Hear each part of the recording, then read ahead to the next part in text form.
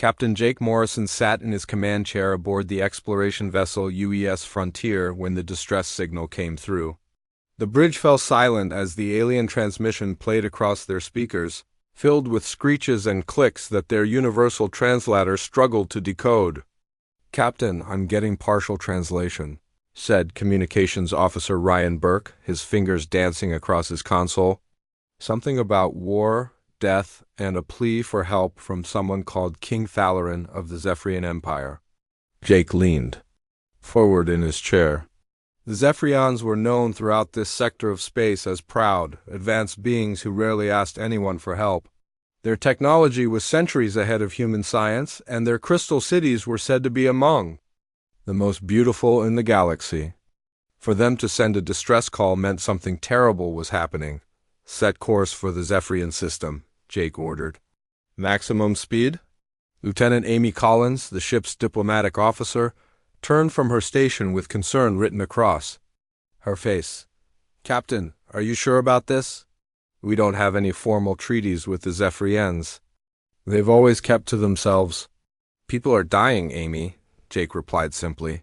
"That's all I need to know." The journey to Zephyrian space took 3 days. During that time, Jake studied everything the human databases contained about the mysterious alien race. The Zephyrians looked like giant birds, standing nearly 8 feet tall with brilliant feathers that changed color based on their emotions. They lived for over 300 years and had built an empire spanning 12 star systems. Their society was based on strict honor codes that valued tradition above all else. When the Frontier dropped out of hyperspace at the edge of the Zephyrian system, the crew gasped at what they saw. Space was filled with the wreckage of massive warships. Debris fields stretched for millions of miles, and the scanning sensors detected thousands of life pods drifting helplessly through the void. "My God," whispered engineer Sam Rodriguez from his position at the engineering console. "It looks like 2 entire fleets destroyed each other." Jake stood and walked to the main view screen. In the distance, he could see the beautiful crystal cities of Zephyros Prime, but even from here, he could tell many of them were damaged or completely destroyed. Smoke rose from several continents, and the planet's orbital defense platforms hung broken and twisted in space. "Captain," Ryan called out, "I'm receiving multiple hails. It looks like 2 different groups are trying to contact us." "Put the first one through," Jake said. The screen flickered and showed a magnificent Zephyrian with golden feathers and piercing blue eyes. His voice was deep and commanding, even through the translator. "Unknown vessel, I am King Thalarin of the Zephyrian Empire. I sent the distress call hoping for aid in our darkest hour. My people are dying in a civil war that has torn our civilization apart. If you have come to help, you must stand with the rightful government against the rebels who would destroy everything we have built." Before Jake could respond, the transmission cut off and another appeared. This Zephyrian looked younger, with darker feathers that shimmered with angry red patterns. His eyes burned with fierce determination. "Alien ship, I am Prince Vextar, rightful heir to the Zephyrian throne. Do not listen to the lies of the old king who would sell our people's honor to lesser species. Stand with us and help us restore our empire to its former glory, or leave our space immediately." The transmission ended, leaving the bridge in stunned silence. Jake rubbed his chin thoughtfully as he processed what he had just witnessed. A civil war between a king and his own son, with both sides demanding human support. "Captain," Amy said quietly, "this is a nightmare scenario. If we choose either side, we make enemies of the other half of their empire. These people have weapons that could destroy our entire ship with a single shot. And if we don't choose," added Chief Security Officer Lisa Parker, "both sides might decide we're threats and attack us together." Jake nodded slowly. He had grown up in a small town in Kansas where his father had been the local mediator, helping neighbors settle disputes over property lines and business disagreements. His father had taught him that most conflicts weren't really about what people said they were fighting over. There was usually something deeper, something both sides were too proud or too angry to admit. "Ryan, can you get me a communication channel that reaches both groups at the same time?" Jake asked. The communications officer looked confused. "Sir?" You want to talk to both the king and the prince simultaneously? That's exactly what I want. Amy stood up quickly. Captain, you can't be serious. Zephyrian culture is built around honor and respect for hierarchy. Asking enemies to share the same communication channel is considered deeply insulting. It implies they're equals when one claims to be the rightful ruler. Sometimes being insulting is the only way to get people's attention, Jake replied calmly. Do it, Ryan. Within minutes, both Zephyrian leaders appeared on split screens, their feathers bristling with shock and outrage at finding themselves sharing a channel with their enemy. What is the meaning of this? King Thalarin demanded, his feathers shifting to dark purple with anger. How dare you put me on the same transmission as this traitor? Prince Vextar screeched, his own plumage flashing bright red. Jake stepped forward so both could see him clearly. My name is Captain Jake Morrison, representing the Human Exploration Fleet. You both asked for our help, so I thought you should both hear what I have to say. Choose a side, human, the prince snarled. Support the rightful future of our people, or support the weakness that has brought us to ruin. Help us end this madness, the king pleaded. My son has been poisoned against me by radical nobles who care more about ancient traditions than the lives of our people. Jake held up his hand for silence. Before I choose anything, I need to understand what you're really fighting about. Your Majesty, you mentioned opening trade with other species.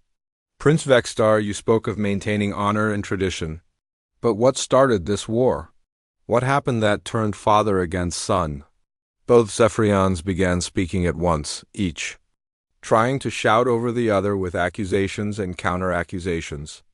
Jake listened patiently as they described years of growing tension, failed negotiations, and finally open warfare that had cost millions of lives. As the argument raged on, Jake began to see the pattern his father had taught him to recognize.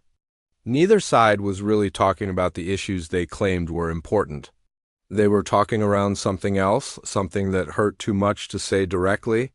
Stop, Jake said firmly, and to everyone's surprise, both aliens fell silent. I have a proposition for both of you. Give me 1 day to learn about your people, your history, and your culture. Then meet with me face to face, both of you on my ship. If you truly want this war to end, you'll do this. If you just want to win, then you'll refuse and keep fighting until there's nothing left to rule. The silence on both transmission screens stretched for what felt like hours. King Thalarin's golden feathers had shifted to a pale blue color that Amy Collins quietly informed. Jake meant deep contemplation in Zephyrian culture.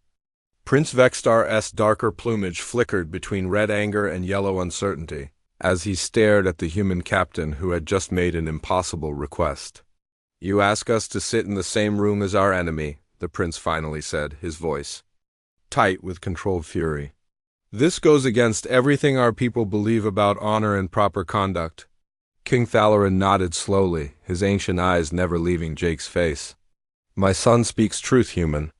What you suggest has never been done in 10,000 years of Zephyrian history. We do not negotiate with those who have betrayed their oaths and brought death to our worlds. Jake remained perfectly calm, his hands clasped behind his back the way his father had taught him when dealing with angry neighbors back home. Then maybe that's why this war has gone on for 3 years with no end in sight. You've been trying to solve your problems the same way for 10,000 years, and look where it got you. The insult should have ended all negotiations immediately. But something in Jake's tone kept both leaders listening. He wasn't mocking them or trying to prove human superiority. He sounded genuinely sad about the destruction he had witnessed. 1 day, Jake continued. Give me 1 day to understand your people, and then give me 1 hour with both of you in the same room. If I can't show you something new, something you haven't tried before, then I'll leave your system and you can finish destroying each other in peace. Prince Vextar's feathers flashed bright red. And why should we trust you, alien? Your species is barely capable of interstellar travel. What could you possibly know about problems that have plagued the greatest civilization in this galaxy? Maybe nothing, Jake admitted. But I do know that every war I've ever studied had one thing in common. The people fighting it forgot they were trying to solve a problem and started thinking the war itself was the point. King Thalarin's feathers shifted to a deep purple that Amy whispered meant profound thought. You speak strangely, human. There is something in your words that reminds me of the old wisdom keepers before this madness began. Father, you cannot seriously be considering this insult, Prince Vextar protested. Meeting with enemies is a sign of weakness that will shame our family name forever. Our family name is already shamed, my son, the king replied sadly. We have spilled Zephyrian blood for 3 years while our people suffer and die. Perhaps shame is what we deserve. The transmission fell silent again as both leaders struggled with the decision. Jake waited patiently, knowing that pushing now would ruin everything. Commander Lisa Parker shifted nervously at her security station, her hand hovering near the weapons controls in case either faction decided to attack instead of negotiate. Finally, King Thalarin spoke. I will come to your ship, human. Not because I trust you, but because I am tired of watching my people die for a war that may have forgotten its own purpose. Prince Vextar's feathers exploded into brilliant red and orange patterns. Father, this is madness. You risk everything on the words of an alien who knows nothing of our ways. Then come with me, my son, the king said gently. Come and prove to this human and to yourself that you are right and I am wrong. Show him why this war must continue until one of us is dead. The prince stared at his father for a long moment, emotions playing across his feathered face like a storm. Very well. But know this, alien captain. If this is some trick to capture us both, if you think to hold the royal family hostage, my ships will reduce your vessel to atoms before you can blink. Understood, Jake replied. I'll send coordinates for a neutral meeting chamber. No weapons.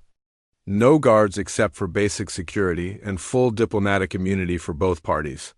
The transmissions ended, leaving the bridge crew staring at their captain in amazement. Engineer Sam Rodriguez was the first to speak, his voice filled with disbelief. Captain, do you realize what you just did? You got 2 people who've been trying to kill each other for 3 years to agree to sit in the same room. That's either brilliant or completely insane. Maybe both, Jake admitted with a slight smile. Amy, I need you to research everything you can find about Zephyrian family structures, coming-of-age traditions, and succession laws. Lisa, prepare conference room 3 with full security scanners but no visible weapons. I want them to feel safe, not threatened. What about you, Captain? Amy asked. How are you planning to approach this? These aren't human neighbors arguing over a fence line. This is an alien civil war with millions of casualties. Jake walked to the main view screen and stared out at the debris field surrounding them. Somewhere in all that wreckage were the bodies of Zephyrians who had died fighting their own people. Fathers and sons, mothers and daughters, all caught up in a conflict that had spiraled beyond anyone's control. I'm going to do what my father taught me, he said quietly. I'm going to listen, really listen. Not to what they're saying they want, but to what they're afraid of losing. The next 18 hours passed in a blur of preparation. Amy and her team worked around the clock to understand Zephyrian culture and psychology.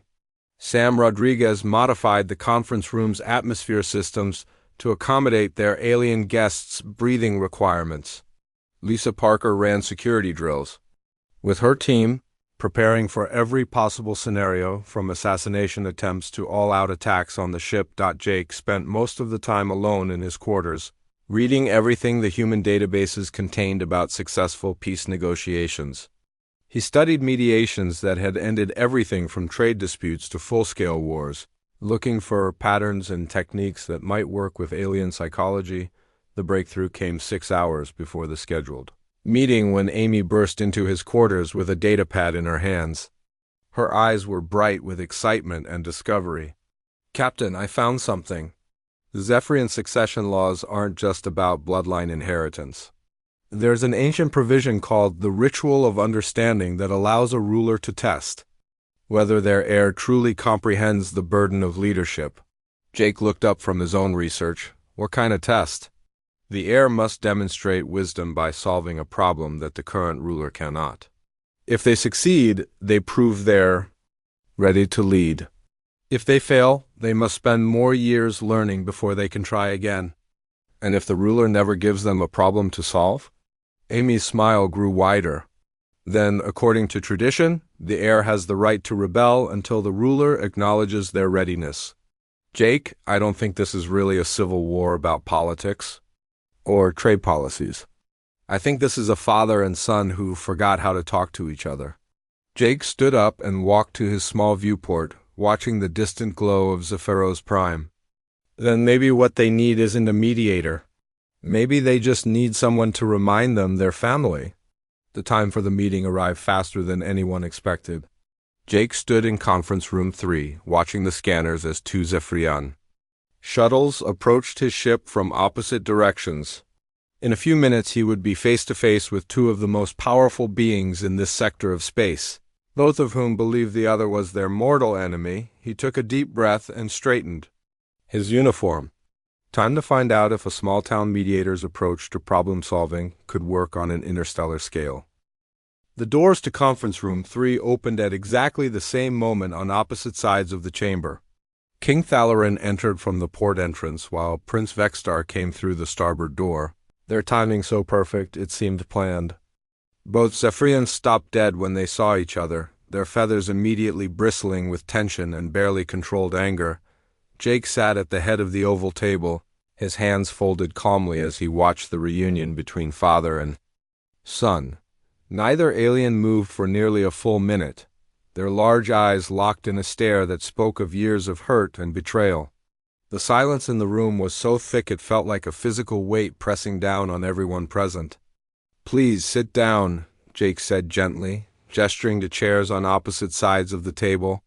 "Thank you both for coming."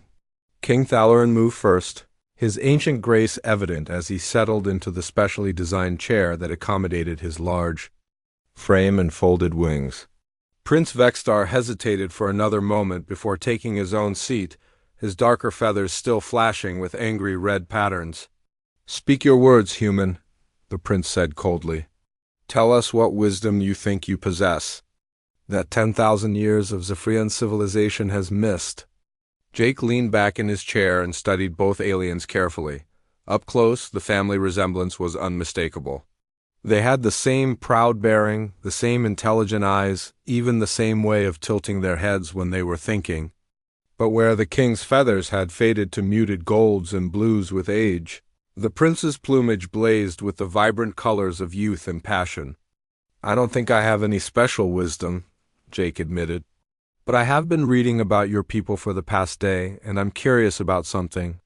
"Your Majesty, when did you decide that Prince Vextar was ready to learn about ruling an empire?" The question caught both Zephyrians off guard. King Thalarin's feathers shifted to a pale yellow that Amy had told Jake meant confusion or uncertainty. "What does that have to do with ending this war?" the king asked. "Maybe everything," Jake replied. "Your son started this rebellion 3 years ago, when you announced the trade agreements with other species.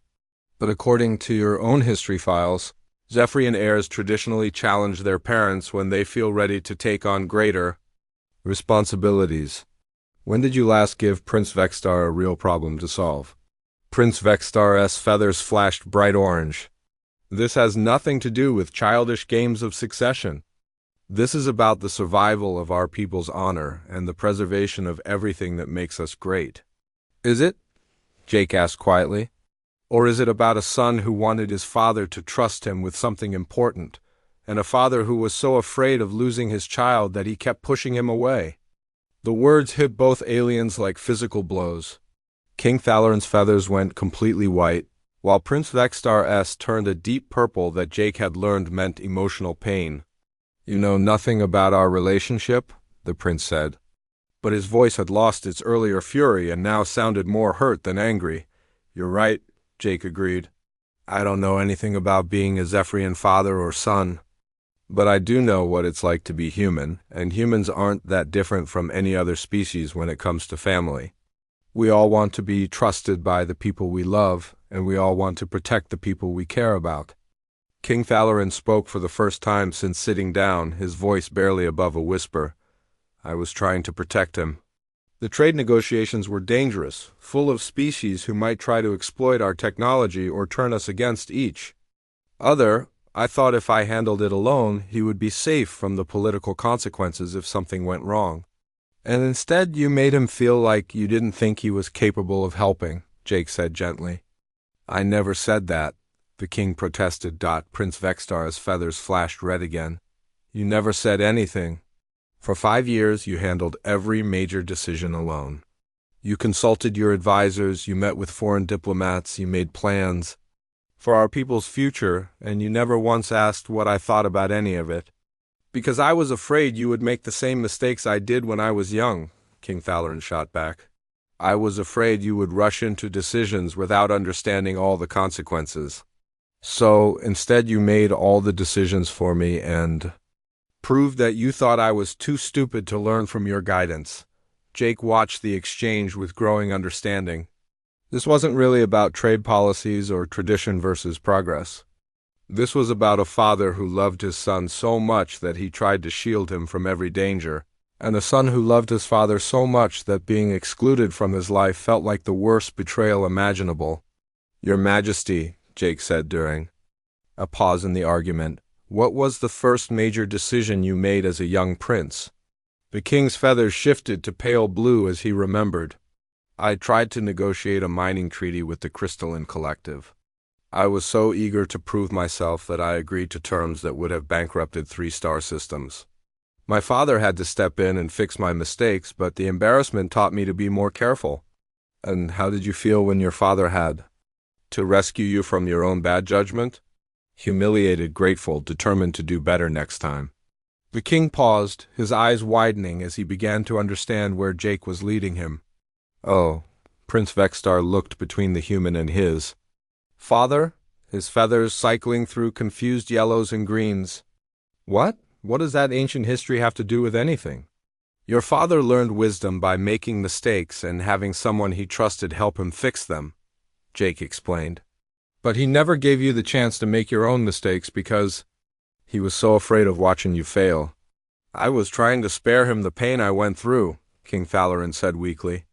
And I was trying to prove I could handle that pain, Prince Vextar replied, his voice cracking with emotion. I started the rebellion because it was the only way to force you to take me seriously. I thought if I could show you I was strong enough to challenge you, you would finally see me as an adult instead of a child to be protected. The room fell silent again, but this time the silence felt different. Instead of anger and tension, there was something that felt almost like relief. As if a terrible weight was finally being lifted from both aliens' shoulders. Jake reached into his jacket and pulled out a small data pad. I've been reading about the ritual of understanding in your legal codes.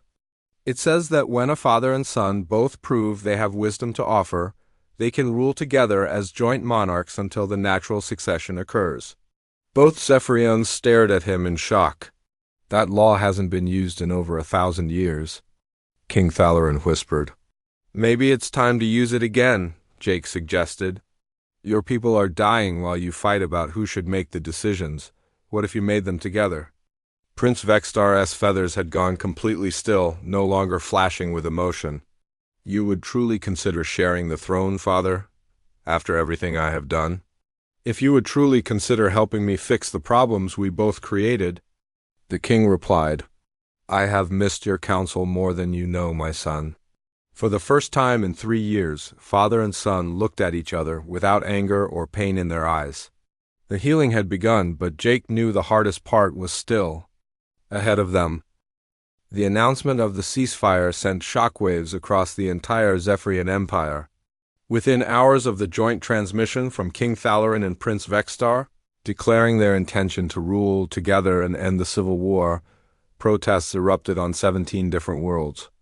Noble houses that had committed everything to one side or the other found themselves facing a peace they had never prepared for. Jake stood on the bridge of the UES frontier, watching the communication channels flood with angry messages from Zephyrian military commanders, planetary governors, and religious leaders. Many of the transmissions were too fast for the universal translator to process, but the ones that came through clearly were not encouraging. Captain, Ryan Burke called from his communications station. "I'm getting reports of fighting on at least 6 worlds. It looks like some of the military units are refusing to accept the ceasefire order." Amy Collins looked up from her diplomatic console with worry written across her face. "The hardliners on both sides are calling this a betrayal. They're saying that accepting human mediation has dishonored the entire Zephyrian species. How bad is it?" Jake asked, though he was afraid. He already knew the answer. "Bad," Amy replied grimly. "Admiral Corvex, who commands the Loyalist Third Fleet, just declared that any Zephyrian who follows alien guidance is a traitor to their own kind. General Faxmer of the Rebel 7th Legion issued a similar statement. They're both demanding that their respective leaders renounce the peace agreement and resume the war." Jake rubbed his temples, feeling the weight of responsibility settling on his shoulders like a heavy blanket. He had hoped that once father and son reconciled, the rest of their people would follow their example. Instead, it seemed like the peace was creating even more enemies than the war had. "Sir," Chief Security Officer Lisa Parker interrupted, "I'm detecting weapons signatures approaching our position. 3 rebel warships and 2 loyalist cruisers, all heading straight for us." And the main view screen lit up with tactical displays as the enemy vessels closed in from different directions. Jake could see that both fleets were taking aggressive positions, their weapons charged and ready to fire. The used Frontier was caught directly in the middle, with less than 5 minutes before the alien ships would be within firing range. "They're not targeting each other," Sam Rodriguez observed from his engineering station. "They're all focused on us." "Of course they are," Jake said with bitter understanding. "We're the symbol of everything they think is wrong with this peace. If they destroy us, they can blame our deaths on the other side and restart the war." Amy's console chimed with an incoming transmission. "Captain, I'm getting a message from Admiral Corvex. He's demanding that we surrender to Loyalist forces for our own protection." "And General Faxmer is making the same demand," Ryan added. "Except he wants us to surrender to the rebels." Jake looked at his crew, seeing the fear in their eyes but also the determination. They had come here to help end a war, not to become casualties of alien politics. But running away now would doom any chance of lasting peace and probably cost millions more Zephyrian lives. "Lisa, how long until those ships reach weapons range?" he asked. 3 minutes, 40 seconds, she replied crisply. "Ryan, get me a channel. To both King Thalarin and Prince Vexstar, emergency priority." The communications officer's fingers flew over his controls. "Channel open, sir." The split screen showed both Zephyrian leaders, their feathers displaying the pale colors of shock and dismay as they watched their own fleets, preparing to attack the humans who had just helped them make peace. "We are trying to contact our commanders," King Thalarin said urgently. "But they are not responding to our orders. Admiral Corvex believes we have been brainwashed by alien influence." "General Faxmer is saying the same thing," Prince Vexstar added, his voice tight with frustration. "He thinks you have used some kind of human mind control to make us weak." Jake made a decision that surprised everyone, including himself. Instead of asking for protection or demanding that the Zephyrian leaders call off their fleets, he did something that went against every instinct for self-preservation he possessed. "Your Majesty, Prince Vexstar, I want you both to do something for me," he said calmly. "I want you to tell your people that I'm surrendering myself to both fleets simultaneously." The bridge erupted in shocked protest from his crew, but Jake held up his hand for silence. Amy stared at him like he had lost his mind. "Captain, you can't be serious," she said. "Those ships will tear you apart the moment you leave our protection." "No, they won't," Jake replied with more confidence than he felt, "because I'm going to do something that their honor codes won't allow them to ignore." He turned back to the screen where both Zephyrian leaders were staring at him in confusion and growing alarm. "I'm going to surrender myself to save the peace. Between you and your son," he continued. "I'm going to show both fleets that a human is willing to die to prevent Zephyrian blood from being spilled. Your people understand honor and sacrifice, even if they don't understand human motives." King Thalarin's feathers went completely white. "Human, this is madness. You will be killed, and your death will accomplish nothing. Maybe," Jake admitted. "But maybe it will remind your people that this war started because a father and son forgot how to talk to each other, and it's ending because they remembered how to listen." If seeing a human die for Zephyrian peace doesn't make them think about what they're really fighting for, then nothing will. Prince Vexstar leaned forward, his young face twisted with anguish. "Captain Morrison, you cannot do this. You have given us back our family. We will not allow you to sacrifice yourself for our failures." "It's not your choice," Jake said gently. "This is what humans do. We protect the people we care about, even if they're not our own species." The timer on Lisa's tactical display showed less than 2 minutes until the enemy fleets would be in firing range. Jake could see his crew struggling with the decision to let their captain walk into almost certain death, but he could also see that they understood why he was doing it. "Amy, prepare a diplomatic shuttle," he ordered. "Load it with full ceremonial honors and broadcast our surrender on all frequencies. Make sure everyone knows that Captain Jake Morrison of Earth is voluntarily giving himself up to prevent further bloodshed between the Zephyrian royal family." "Sir," Sam Rodriguez called out, "if you're really doing this, you should know that the shuttle's life support will only last about 6 hours in space. If neither fleet picks you up, then I'll die knowing I tried," Jake finished quietly. As Jake headed for the shuttle bay, he could hear Amy Collins sending out the surrender broadcast in both human and Zephyrian languages. Within moments, the approaching fleets began to slow their advance as confusion spread through their ranks. No alien in their history had ever voluntarily sacrificed themselves for a species that wasn't their own. The shuttle bay doors opened, and Jake piloted the small craft out into the void between the opposing fleets, broadcasting his location and his peaceful intentions. As he drifted in the darkness of space, surrounded by enough firepower to destroy entire planets, he wondered if his father's lessons about conflict resolution would work on an interstellar scale.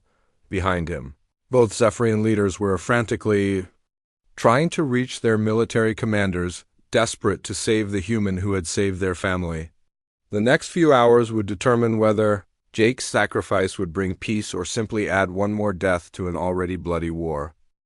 Jake floated in the tiny diplomatic shuttle between the two hostile fleets, watching the massive Zephyrian warships slowly circle his position like predators, deciding whether their prey was worth the effort.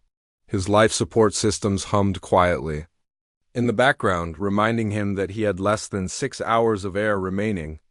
The silence of space pressed against the hull of his craft, broken only by the occasional crackle of alien communications that his translator couldn't fully decode. For the first hour, nothing happened. The rebel ships maintained their distance on one side while the loyalist vessels held position on the other. Jake began to wonder if his desperate gamble had failed, if both fleets would simply ignore his sacrifice and resume their attack on each other once his air ran out. Then everything changed at once. Prince Vexstar's personal flagship, a sleek vessel called the Stormwing, broke away from the rebel formation and began moving toward Jake's shuttle. Almost immediately, King Thalarin's command ship, the ancient but powerful Starcrown, separated from the Loyalist fleet and took an intercept course. Both vessels reached Jake's position at exactly the same moment, their weapons trained not on each other, but on any ship that might try to interfere. The communication channel crackled to life, and Jake found himself looking at both Zephyrian leaders on his small screen. Their feathers were blazing with colors he had never seen before, patterns of gold and silver that Amy had told him only appeared during moments of the deepest honor and respect. "Captain Morrison," King Thalarin said, his ancient voice heavy with emotion, "what you have done today will be remembered for 1,000 generations. No alien has ever offered to die for Zephyrian peace, and no Zephyrian will allow such a sacrifice to go unanswered." Prince Vexstar added, his young face set with fierce determination. "Both fleets have agreed to a joint rescue operation. Father and son working together to save the human who saved our family." Jake felt relief flood through him, but it was mixed with confusion. "What about your military commanders?" Admiral Corvex and General Thaxmer were ready to destroy anyone who supported the peace. The prince's feathers flashed with what Jake had learned was Zephyrian amusement. They changed their minds when they realized that letting you die would make them look like cowards who let an alien show more honor than they possessed. Zephyrian pride can be useful sometimes. Within minutes, Jake found himself aboard the Star Crown, surrounded by alien medical technicians who insisted on checking his health despite his protests that he was perfectly fine. King Thalarin and Prince Vextar stood nearby, their staffs working frantically to coordinate with fleet commanders who were still struggling to understand how the entire war had suddenly ended. "The formal ceasefire will be signed within the day," the king explained as they walked through the corridors of his flagship. "But there is still one matter that must be resolved before true peace can begin." Jake looked between father and son, noting the way they now stood close together instead of maintaining the hostile distance that had marked their earlier meetings. "What kind of matter?" "The matter of how to properly honor someone who has done what you have done," Prince Vextar replied. "Our people are demanding that we recognize your actions in a way that matches their importance. But there is no precedent in our history for thanking an alien who saved our entire civilization." They entered a large conference room where dozens of Zephyrian nobles and military officers were engaged in heated discussions. The moment Jake appeared, every conversation stopped and all eyes turned toward him. The silence stretched uncomfortably, until an elderly female with silver feathers stepped forward. "I am High Counselor Azura," she said in heavily accented but clear human language. "I speak for the Council of Nobles, and I have a question for you, human.